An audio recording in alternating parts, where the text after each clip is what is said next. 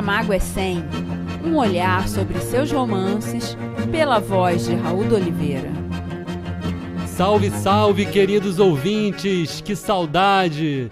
Feliz Ano Novo e sejam mais do que bem-vindos à segunda temporada do nosso podcast.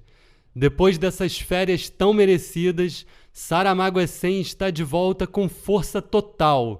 Vamos juntos iniciar 2023, continuando a homenagear o nosso querido José com outra linda temporada. Serão mais 9 episódios, percorrendo cada um dos 9 romances que faltam para completarmos a linha cronológica da bibliografia saramaguiana. Seguiremos investigando todos os olhares e circunstâncias que cercaram a criação de cada um dos seus romances, passando também pelos outros títulos publicados. Livros e corações abertos, está começando a segunda temporada de Saramago é 100.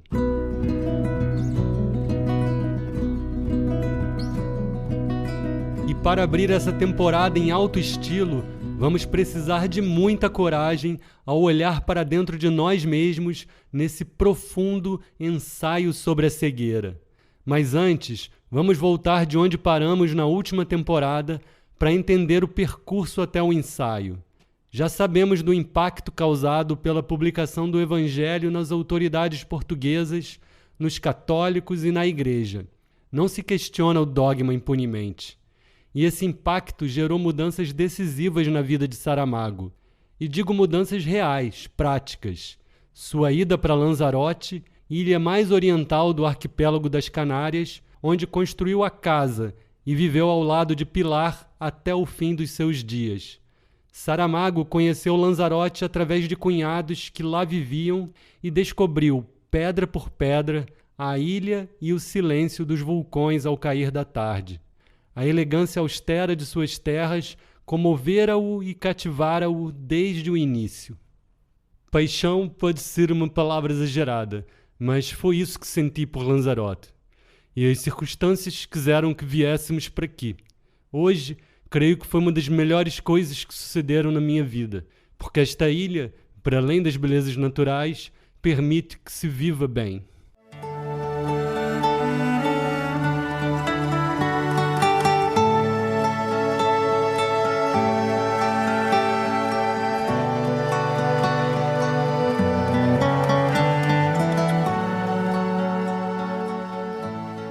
Pilar del Rio nos explica melhor a polêmica que acelerou o tempo.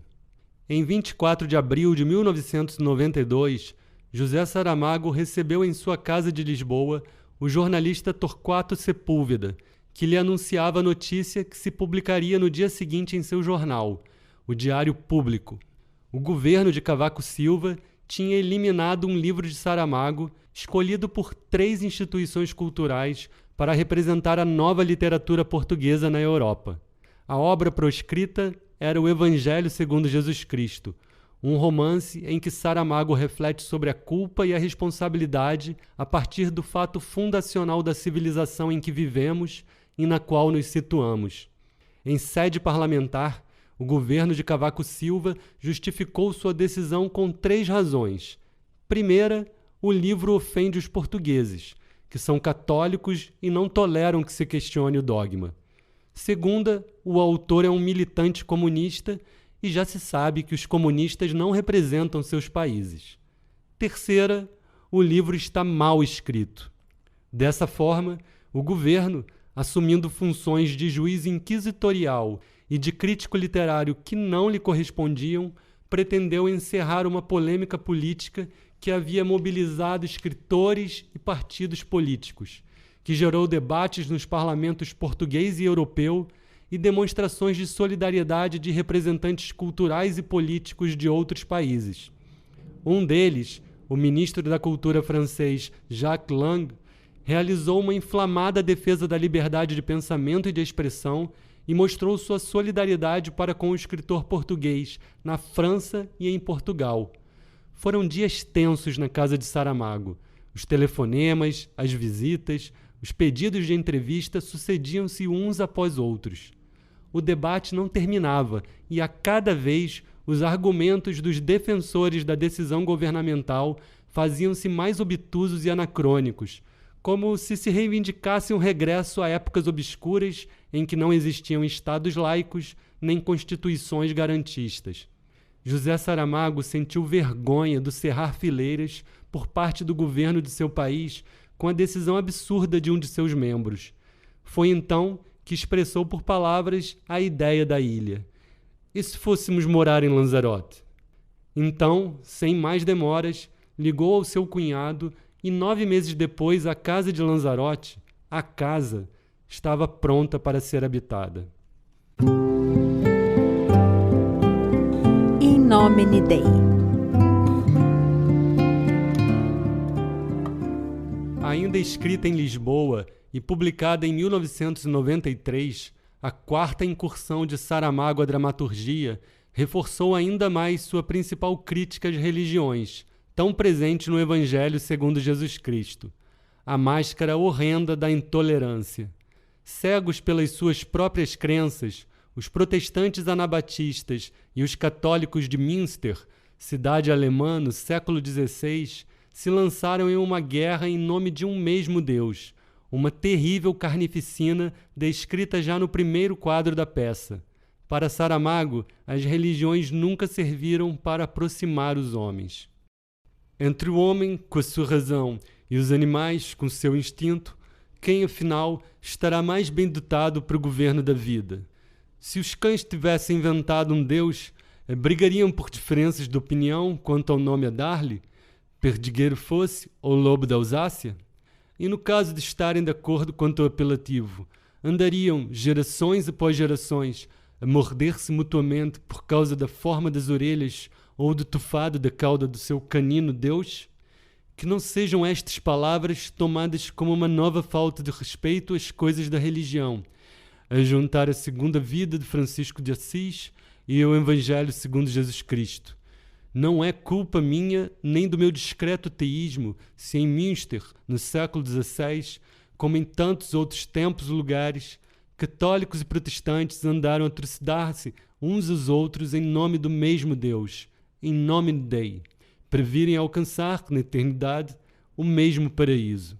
Os acontecimentos descritos nessa peça representam tão só um trágico capítulo da longa e, pelos vistos, irremediável história da intolerância humana. Que o leiam assim e assim o entendam, crentes e não crentes, e farão, talvez, um favor a si próprios. Os animais, claro está, não precisam.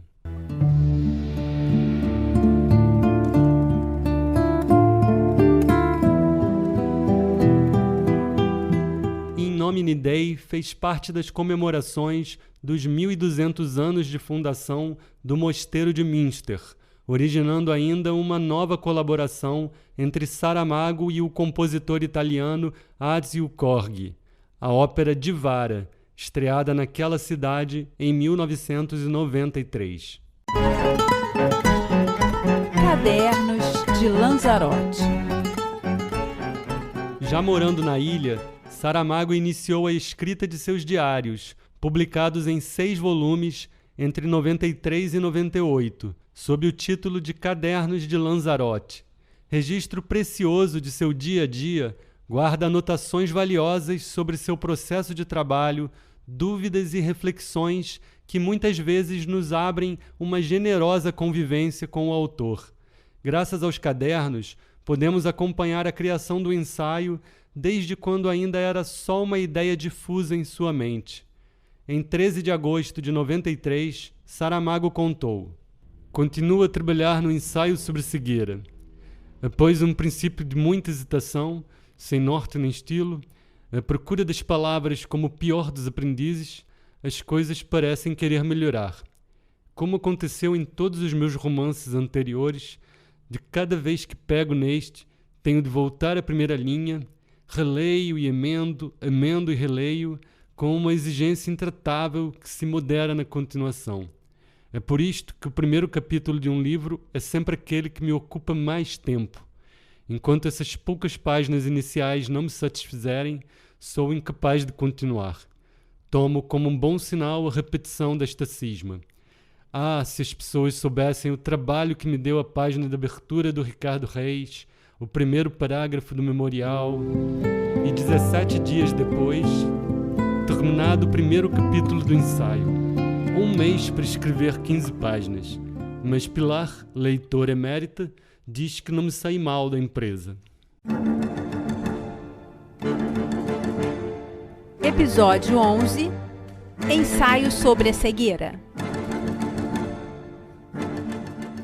Publicado em 1995, Ensaio sobre a Cegueira é mais um divisor de águas na vida de Saramago. Certamente o livro mais popular do autor. Também é o mais traduzido e dele se fez cinema, teatro, música, exposições de pintura e até balé. São inúmeras as teses de doutorado sobre essa obra, citada frequentemente em artigos jornalísticos e de opinião. Recentemente, durante a pandemia de Covid, converteu-se num título lido como um relato do que globalmente estava acontecendo. Talvez porque se teve consciência de que podemos ser cegos que vendo não veem. E muitos o consideram a obra que pavimentou de forma definitiva o caminho até o Nobel. Mas Saramago vinha de um grande vazio deixado pela escrita do Evangelho, dores e incertezas que foram sendo ocupadas por outra reflexão. Seremos, os seres humanos, dignos da vida? Dúvidas que pulsavam dentro de José e acabaram sintetizadas em uma única questão. E se todos fôssemos cegos? Essa indagação tomou forma em 6 de setembro de 91, em Lisboa, quando Saramago soube que teria que escrever o ensaio. Estava a almoçar na varina da Madragoa. Estava sozinho enquanto esperava pelo que tinha pedido ao empregado e fiquei sentado à mesa pensando em coisas e em coisa nenhuma. Quer dizer, coisas que passam pela cabeça, que se vão embora, que voltam ou não voltam. O que eu sei é que, sem saber exatamente de onde é que aquilo me veio, fiz uma pergunta. E se nós fôssemos todos cegos? Depois, eu levei 3 ou 4 segundos a pensar no que tinha dito e respondi a mim mesmo. Mas nós somos todos cegos. E é desta reflexão muito simples que nasce o livro.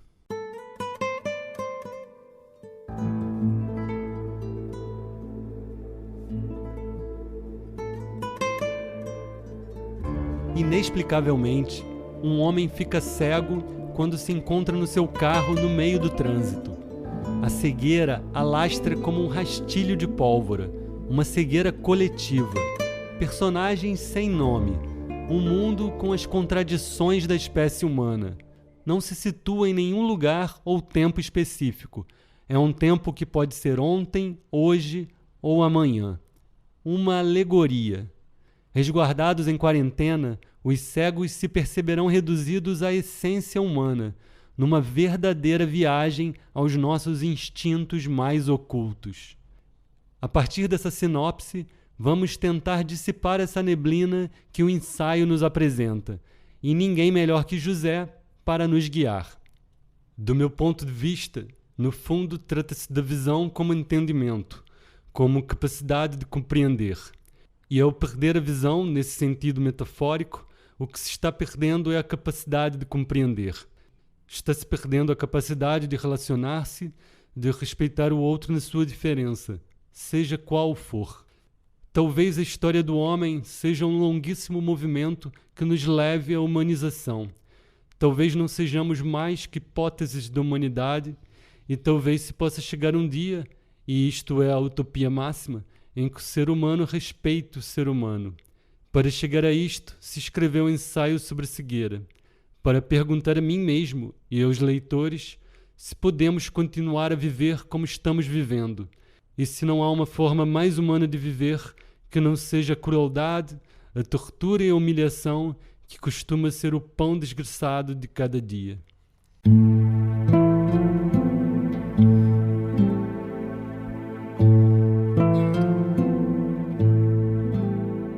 Humanidade. Com o ensaio, Saramago redireciona sua atenção para a pessoa, para o indivíduo, inaugurando uma nova fase literária que denominaria de Etapa da Pedra. distanciando-se das relações entre ficção e história, motores de sua obra até então, para se fixar no presente, concentrando-se na leitura da realidade desviada. O que eu digo é que até o Evangelho foi como se eu estivesse, em todos esses livros, estado a descrever uma estátua. Portanto, a estátua é a superfície da pedra. Quando olhamos para uma estátua, não estamos a pensar na pedra que está por detrás da superfície. Então, é como se eu, a partir do ensaio sobre a cegueira, estivesse a fazer um esforço para passar para o lado de dentro da pedra. Isso significa que não é que eu esteja a desconsiderar aquilo que escrevi até o Evangelho, mas é como se eu me apercebesse, a partir do ensaio, que as minhas preocupações passaram a ser outras. Não penso que estou a escrever livros melhores que antes. Não tem a ver com qualidade, mas com intenção. É como se eu quisesse passar para o lado de dentro da pedra. E nesse interior da pedra, Saramago vai lapidando sua escrita, descarnando-a dos barroquismos para alcançar um ideal clássico, a aparente simplicidade tão difícil de conquistar e tão necessária no labirinto que às cegas teria que cruzar. Epígrafe e dedicatória. O ensaio é dedicado a Pilar e à sua filha, Violante. A epígrafe é uma das frases mais reproduzidas e citadas de toda a sua obra. Revivendo o seu suposto livro dos conselhos, Saramago vislumbra: se podes olhar, vê. Se podes ver, repara. E assim começa o romance.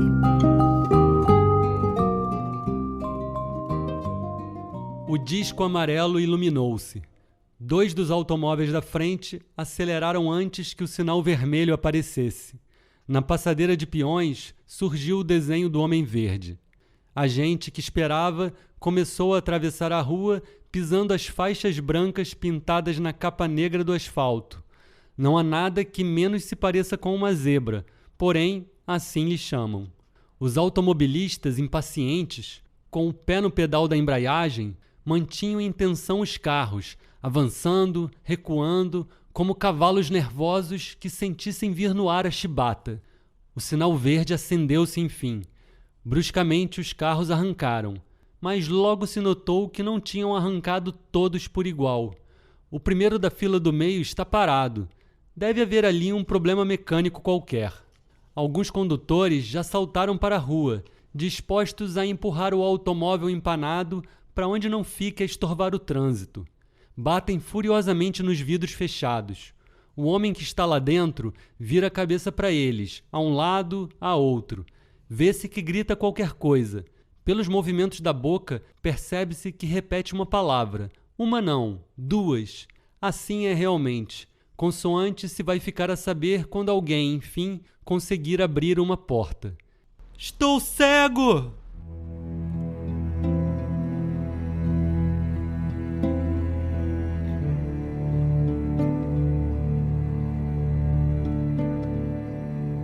A partir desse primeiro e isolado episódio de cegueira súbita, sem explicações médicas, uma a uma, as pessoas que entraram em contato com o homem do automóvel vão também cegando.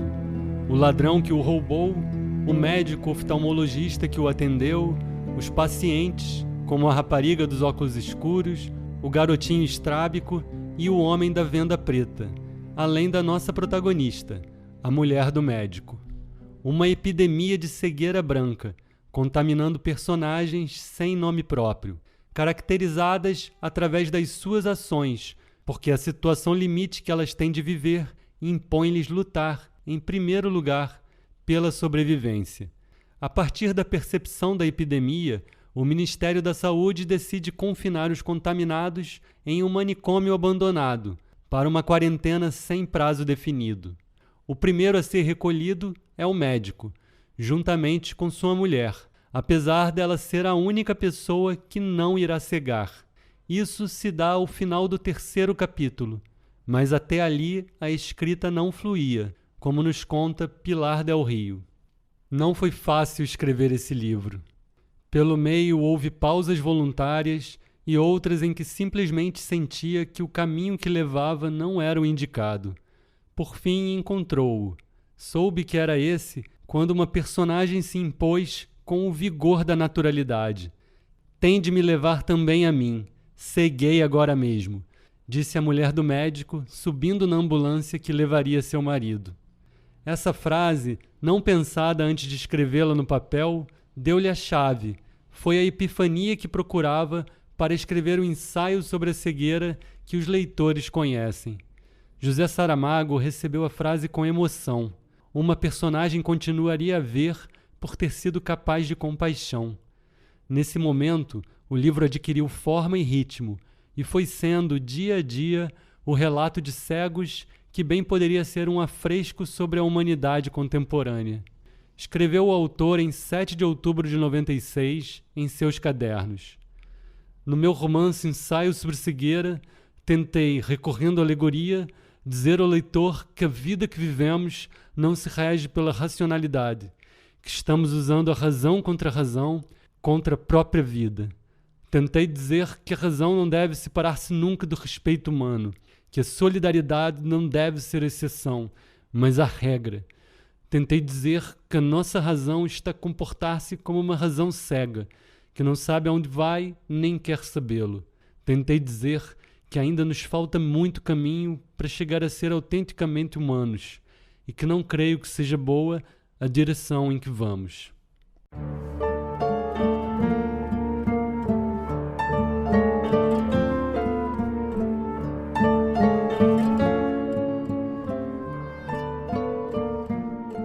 Não foi fácil ler este livro. Não é fácil reler este livro. O ensaio foi meu primeiro contato com Saramago, lá pelos idos de 98. Penetrar no manicômio e espreitar o que ali sucede não é simples. É preciso mais do que olhos para repararmos em nosso lado mais selvagem. Centenas de cegos confinados em um ambiente hostil, sem ter quem os guie, mal alimentados, sem condições de higiene e sem acompanhamento médico, largados à própria sorte, embora monitorados à distância por soldados prontos a dispararem a menor tentativa de fuga, tratados como animais peçonhentos. Condições escatologicamente desumanas, aflorando ou revelando toda a perversidade e crueldade só possíveis nos seres humanos. Saramago mergulha fundo no dia a dia dessa escuridão branca através dos olhos da mulher do médico, incrível personagem que suporta a consciência de ver o que não deveria ser visto por ninguém, de sobreviver sentindo todos os sentimentos do mundo. Sobre essa personagem, Saramago disse: é a irmã gêmea de Blimunda. A outra vê o que não se vê através da pele. E esta vê o mundo que os outros veriam se não fossem cegos. E é uma mulher dotada de uma certa sabedoria. Não tão misteriosa como a Blimunda, mas é a sabedoria da mulher madura, que é a única que vê e que sabe que a todo momento pode também cegar. E pode desejar cegar por não aguentar os horrores que tem de ver.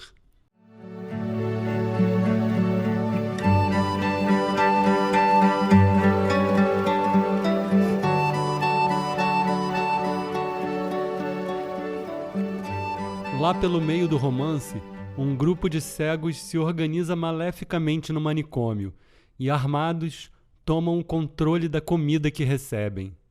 Poder que corrompe, que subjuga. Reféns desse grupo, as centenas de demais cegos se sujeitam a tudo, a perda de seus bens materiais e morais, violência, extorsão e estupro coletivo, violação cruel de vítimas por outras vítimas.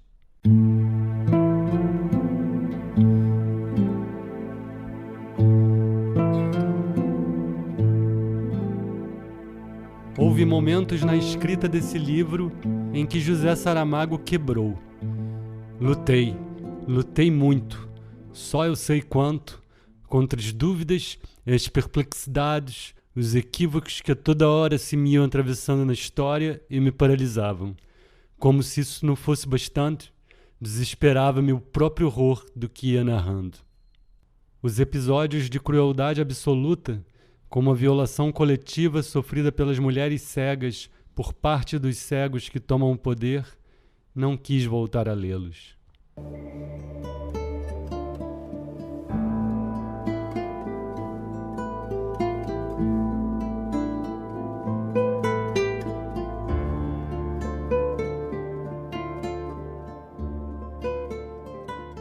Disse a um cego: estás livre.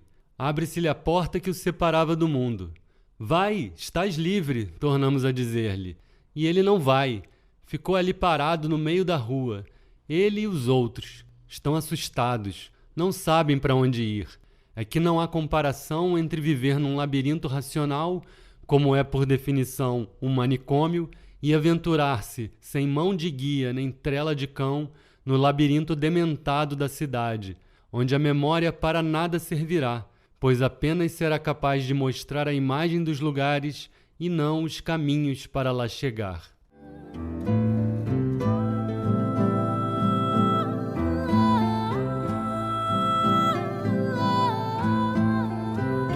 Assim começa o capítulo em que os cegos se libertam do manicômio, após o seu incêndio.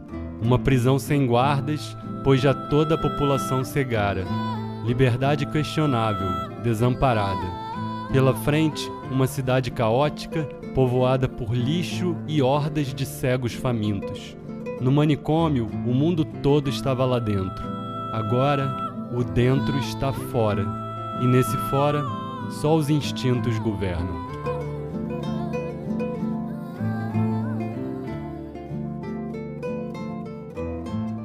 Mais à frente no romance, entra em cena o Cão das Lágrimas, personagem caríssima ao autor.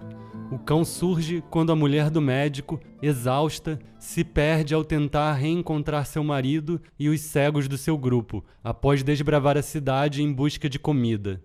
Saramago assim falou sobre esse momento. Gostaria de ser recordado como o escritor que criou a personagem do Cão das Lágrimas. É um dos momentos mais belos que fiz até hoje enquanto escritor.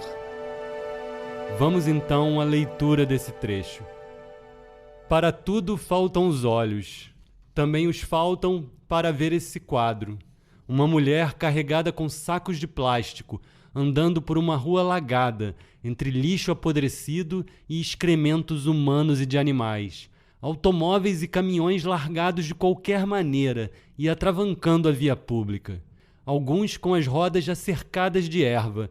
E os cegos de boca aberta, abrindo também os olhos para o céu branco. Parece impossível como pode chover de um céu assim. A mulher do médico vai lendo os letreiros das ruas. Lembra-se de uns, de outros não, e chega um momento em que compreende que se desorientou e perdeu. Não há dúvida, está perdida. Deu uma volta, deu outra, já não reconhece nem as ruas nem os nomes delas. Então, desesperada, deixou-se cair no chão sujíssimo, empapado de lama negra. E vazia de forças, de todas as forças, desatou a chorar. Os cães rodearam-na, farejam os sacos, mas sem convicção, como se já lhes tivesse passado a hora de comer. Um deles lambe-lhe a cara. Talvez desde pequeno tenha sido habituado a enxugar prantos. A mulher toca-lhe na cabeça, passa-lhe a mão pelo lombo encharcado e o resto das lágrimas chora-as abraçada a ele.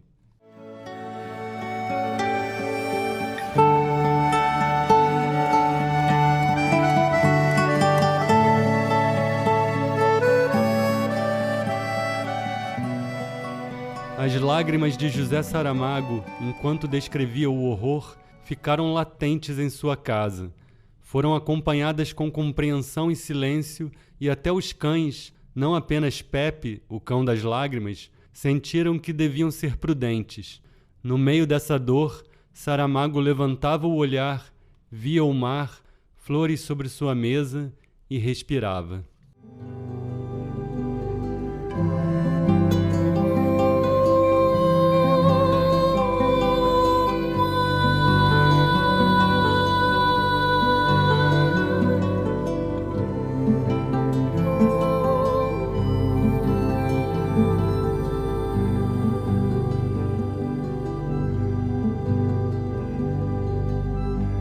Desses respiros poderiam nascer passagens duras e belas, como o momento em que as personagens do núcleo central da história, já instaladas em segurança no apartamento do médico, graças aos olhos de sua mulher, filosofam sobre o que somos. Àquela altura, esses cegos já sabiam que a mulher do médico enxergava. Vamos ouvi-la. Não nos esqueçamos do que foi a nossa vida durante o tempo que estivemos internados. Descemos todos os degraus da indignidade, todos, até atingirmos a abjeção. Embora de maneira diferente, pode suceder aqui o mesmo. Lá ainda tínhamos a desculpa da abjeção dos de fora. Agora não. Agora somos todos iguais perante o mal e o bem. Por favor, não me perguntem o que é o bem e o que é o mal. Sabíamo-lo de cada vez que tivemos de agir no tempo em que a cegueira era uma exceção. O certo e o errado são apenas modos diferentes de entender a nossa relação com os outros, não a que temos com nós próprios. Nessa não há que fiar. Perdoe-me a preleção moralística. É que vocês não sabem, não podem saber o que é ter olhos num mundo de cegos. Não sou rainha, não. Sou simplesmente a que nasceu para ver o horror. Vocês sentem-no, eu sinto-o e vejo-o. E agora, ponto final da dissertação. Vamos comer. Ninguém fez perguntas. O médico só disse: se eu voltar a ter olhos, olharei verdadeiramente os olhos dos outros, como se estivesse a ver-lhes a alma. A alma? Perguntou o velho da venda preta. Ou o espírito?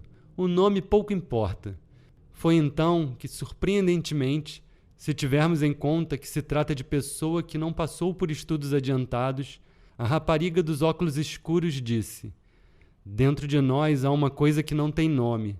Essa coisa é o que somos.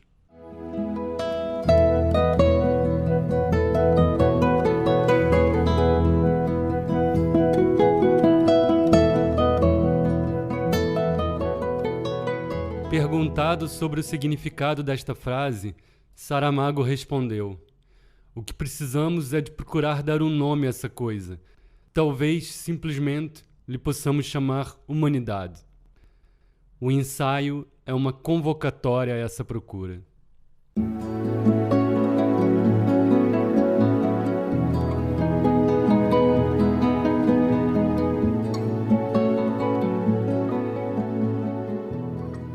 Saramago terminou o ensaio em 8 de agosto de 1995, quase 4 anos após o surgimento da ideia. Certamente, o livro que lhe consumiu mais tempo e energia. Nesse dia, enviou um fax aos seus editores e à sua agente literária com um simples "Uf, acabou o ensaio, um abraço, José". E nosso episódio também vai chegando ao fim. Infelizmente, vemos que o ensaio é um livro mais do que atual. Vivemos tempos desumanos em que só podemos acreditar que estamos todos cegos.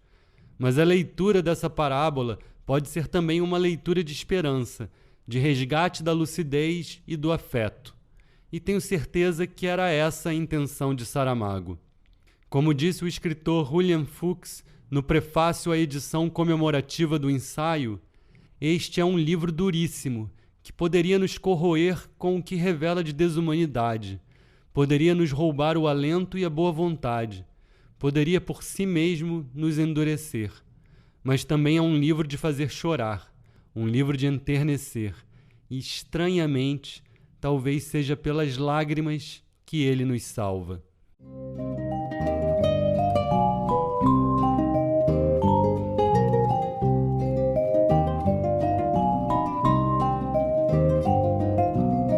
No próximo episódio, vamos acompanhar um certo Senhor José em sua procura pelo outro através dos arquivos da morte e da vida.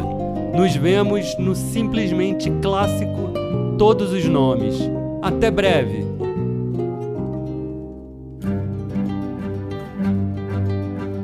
O podcast Saramago é 100 tem pesquisa, roteiro, edição e apresentação de Raul de Oliveira. Direção de arte e locuções, Diana Machado. Design gráfico, Percy Ellis. E as músicas que vocês ouvem aqui são dos maravilhosos portugueses do Madre Deus. Se vocês quiserem deixar comentários ou sugestões, me acompanhem pelo Instagram @raul.doliveira e YouTube Raul Doliveira. Saramago é 100!